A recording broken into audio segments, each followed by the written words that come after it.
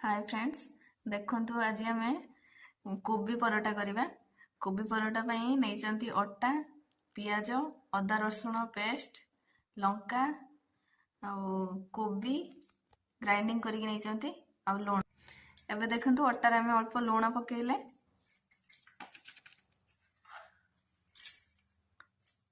तापरे कोबी नेले ସେଥିରେ ଏବେ କାଟି ରଖିଥିବା ପିଆଜ ଆଉ ଅଦା ରସୁଣ ପେଷ୍ଟ ଆଉ ଲଙ୍କାକୁ ନବା।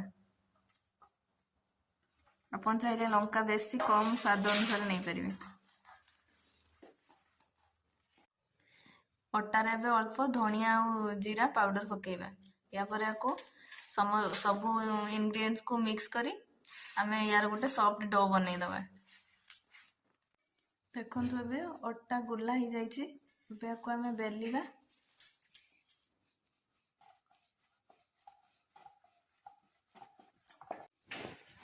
देखंतु एबे हमर परोटाटी केते भलो से ही जाइछि।